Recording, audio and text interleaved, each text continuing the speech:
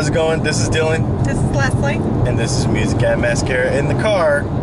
I forget what episode we're on. 12. Is it 12? I think it's 12. So, today we want to talk about how you generate content for whatever you're going to put on the internet. Because meaningful content that shows, like, what is the phrase you use? Provides value? Yes. Or gives value is what's going to make the difference, whether people watch your stuff or not. But a lot of people are overwhelmed with that.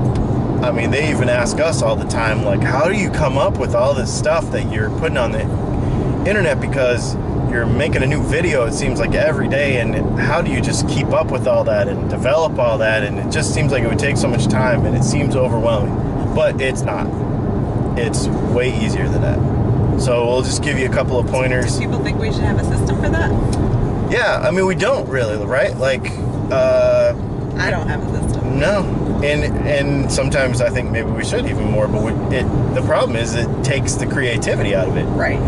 You know, if you're so regimented about how you're coming up with this stuff. So we'll give you some ideas about content and how to capture it. Yeah. And so you don't forget something. You know, you make a note right now and then make a video about it later or whatever. So you can you can say some stuff. So if we just want to start with where we get ideas, maybe? Yeah. Each of us? So I know I get a lot of my training ideas and things to share. And I know I talk a lot about personal development, but that is where that's where it comes from. Because as I'm learning things or listening to things, so I'm a part of a lot of newsletters and things, so I get emails when new content comes out. I'm actually not as good about following YouTube as you are. Yeah, I'm a YouTube guy. So there is YouTube, but I'm not even going to claim that right now because I'm kind of terrible at keeping up. And that's so different. Emails, blogs, and podcasts are where I get my ideas from. And I tend to capture what's important. You know, a lot of times I'm sitting at the desk doing something else, and that is just in my head, like an audio thing. I listen to audio way more than I probably read even, because I do it multitasking. And I usually jot notes, whether that's in my phone or on paper, kind of do it the old-fashioned way. I did just download Dragon Dictation because I like that. So if you like, you know, maybe you don't like to write or type, but you would talk to yourself even, or like a note memo, and Dragon Dictation does that too, like voice to text. So I do like that just as my takeaways, so that then I can turn my takeaways and elaborate my thoughts on that. And essentially that's what it is. You know, anything you read, it's not totally fact. It's whoever wrote it. It's almost an opinion mixed in with it, with those facts and their feelings. So no matter if I listen to something and I'm like, that's a great idea, I'm going to use that same subject. It's not going to be the same material though, because I don't have the same background or the same thoughts or the same history, whatever, same audience as the person I even learned it from. You just have a even different perspective. recycling ideas. So a lot of people that follow me know I have this whole, and I learned it from Ray Higdon, the invest, learn, teach. So you just, as you learn something, you just spit it back out and teach it as well. And that is something I try to practice. So where do you get your ideas from? And actually adding to what you're saying, just real quick, something she didn't say is I noticed that you follow, because then you're like, all right, well, who do I follow? I mean, you can get on YouTube and get, if you're new to this kind of stuff, just follow people that you know, blogs and stuff. She follows a lot of people that she admires, like not so much like, I don't know, just like Ray Higgs is an example of that. You follow people that are successful in the direction that you're trying to take your business, and you just kind of almost treat them as a mentor, even though they don't know it. And you have to follow people that resonate with you, because and really inspire you. And I do. So not saying I don't share who I follow, but a lot of people I follow are kind of like raw and honest. So not everybody can digest that. No. But I like that. I need that. I want the facts, and I want you to spit it at me, and I want to be like, oh my gosh, that's what I need to be doing, because you that's need a kick what in I the like. pants, like and I don't motivation care wise if and stuff. you know there's terrible wording or it's not professional or not polished. I don't care about any of that. If it Some is people do, but we right. don't. Yeah. So not that I wouldn't share who I follow, and when I actually, just like I mentioned Ray Higdon just now, when it is something specific to somebody I follow, I do try to give them credit for that. Yeah, and never copy content from somebody else. People pick up on that really super fast, and Google also picks up on it really fast. So don't ever actually copy it. But like she's saying, figure out whatever they're doing, apply it to what you're doing, and it will change, and then share whatever you're doing. I mean, and honestly, like, that's how these things came about. Right. It's just like, literally, we're just going to share what we're doing. And you can always take bigger concepts too, or even concepts from a different subject. So just as an example, I follow and see a lot of music related stuff because of what you do and what we do together. But there's things I can learn from that, and I learn, I have pet peeves. I know we've mentioned this before. I have pet peeves about how musicians tend to share and or not share, and how they are active on social media and how that impacts me as a fan, which in turn helps me help others to make sure they're promoting and sharing and engaging people, because I don't want that to happen to them. So any concept even across, things like that can apply as well. So you take those things and turn it into some kind of training or sharing or whatever. Yep, and then so about how I do it, I kind of start off things like that. I literally so I use YouTube a lot. I literally have a subscription list of guys that I follow, various things, whether it be magazines and actually blogs and YouTube. But once a week, I have a kind of a structured time. It's usually Monday mornings where I answer emails, get my week going, and watch all my YouTube videos and catch up on all my blogs. And it usually takes me about 45 minutes to an hour to do that, usually while I'm doing other stuff. And I mean, sometimes it's not even related to what I do. I literally it's things you like. Yeah, it's things I like. I watched Jay Leno's garage thing. I mean, and he's usually talking about some multi-million-dollar car or whatever. But it doesn't matter, because it gives me. So there's a lot of times where what I take away from that is not necessarily a fact about a car, although I do, as much as it is, hey, that is an excellent way to ask a question. Hey, that's an excellent way to interview someone. Hey, it's interesting how he developed this. I mean, I look at everything. I'm a nerd about that. So, but I do that. So that's my kind of from everybody else content. And then as you start to do this and you get content on the internet, and if it's good, then personally, 80% of my content that I put on the internet is user driven, because questions because if you answer a question with a question and you lead people to your next video, and you tease them properly and stuff, and you interact with people like you're supposed to, then the content almost just it like breeds itself, because I'll post something about how to do something with a guitar, and I'll do it in such a way that I know somebody is going to ask a question because I didn't include everything, or I didn't answer it all in one place or something. Then somebody will ask a question, boom, there's my next video.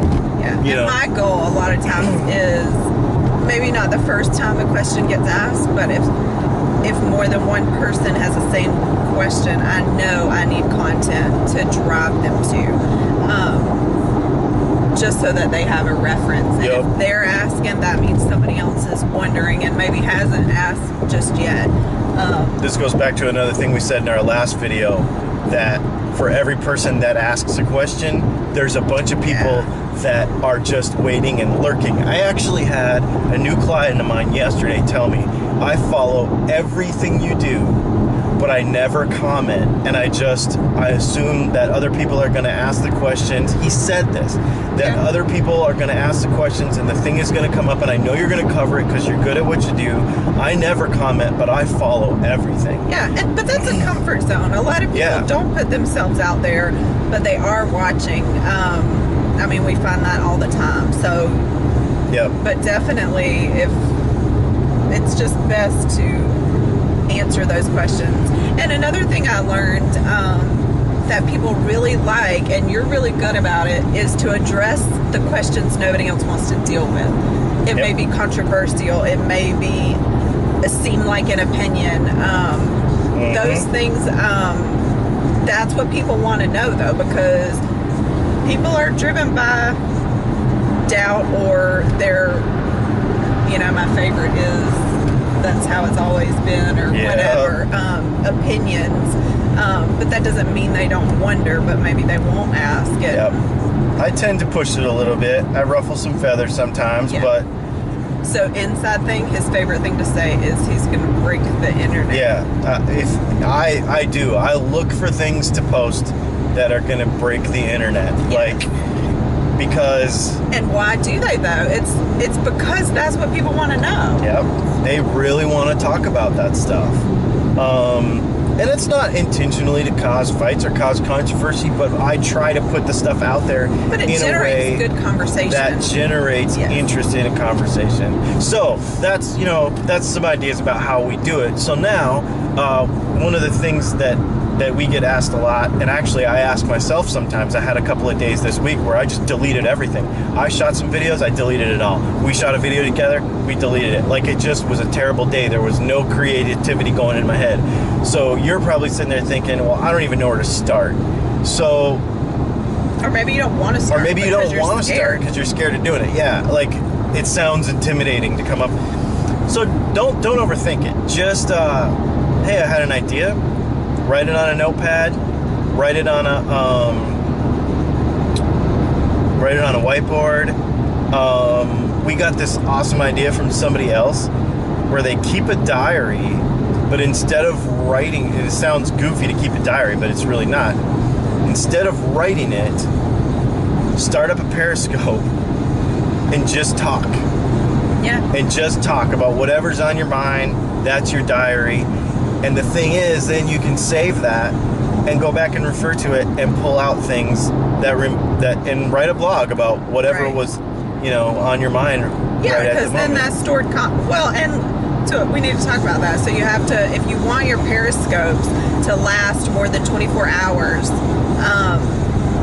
But for yourself, you can just save it to your phone. Oh, for yourself? Yeah.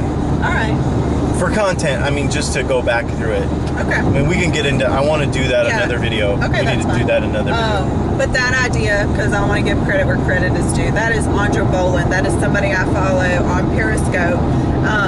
And she is a top Periscope person and makes 6+ figures utilizing Periscope. So that's exactly how she started. When Periscope started, people didn't know what to do with it. And she literally said she would just get on, and she pulls I see her scopes all the time. She was like pulled over the side of the road. And she's like, when I have a thought, I want to get it out of my head. She was like, it might not even be for me. It might be for whoever's going to tune in right then. But she gets those out of her head and just shares them. So anything that maybe you would jot down, or, I want to think about that, or, if you think out loud, whatever the case may be, she's using Periscope to do that. And she's creating. So not only is she getting these thoughts out of her head and making them come to some kind of fruition, right? Because she's talking herself through something. She's gaining followers, and she's gaining the people that she actually wants to work with, because those people are resonating with her real personality. Yeah. And that's just an amazing thing to me. That's why we do this stuff, because the more realistic stuff, it goes. And so the other thing is, if you're like, well, I'm just not that creative, I can't think of anything to even think about. I can't think anything. Well, sometimes our minds are so busy. Sometimes we just got life going on, and you can't stop and conceptualize stuff. Because my creativity is, if I'm not creative musically, it's hard for me. Like, that's my little backbone underneath thing. I gotta be writing music and doing stuff, music, and it helps me to write, be creative enough to do all this other stuff. And if I'm going through a funk, so I'm gonna try something. This is what I'm gonna do today. I'm gonna go to Barnes & Noble and I'm gonna buy one of those books that is 500 things to start writing about. And it literally... It's like writing prompts, right? Yeah, writing prompts. So it literally will be like, the most exciting thing that happened to you yesterday. Or whatever, a little phrase. And instead of writing it or typing it, I'm going to use those as ideas to do Periscope diaries, and I'm going to record them. And can I do that with you? That sounds fun. it sounds fun. Yeah. Not with you, but like my own channel. No, and I think that, and it would be an inspiration thing to do. And what does it do? It helps you get more comfortable. Yep. Neither of us are uncomfortable on video, I don't think. You were. I wasn't uncomfortable on video. I just didn't know what to talk about. So I needed this bridge even to do this with you. Yep.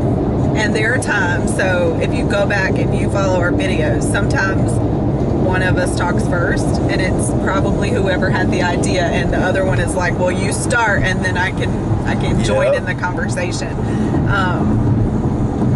Yeah. So there's just some ideas. I mean, I think this one's getting a little long. That's fine. But it's cool because there's a lot of stuff, to think about. So just get ideas out of your head. It doesn't matter if they seem trivial, if it's just one point. Paper, however whiteboard, dragging speak dictation. them to your phone. Even the audio note things are really good now, just built into the phone. Yep. YouTube record channel, a video whatever, doesn't to matter. yourself, whatever. Yeah. And content does not have to have a whole studio and a whole bunch of stuff. Nope. iPhone on your desk. Don't get fancy. Just do it. Because if you do it now, it's before later. Because people will put it off, and then won't ever do it. So Don't just regret. do it. You just have to start. Yeah, just start it with whatever you have available. Doesn't matter. And you just get better. Yep. This is Dylan. This is Leslie. And this has been Music and Mascara in the Car. Check us out, musicandmascara.com, etc., etc., etc. Have a great day. Have a great day.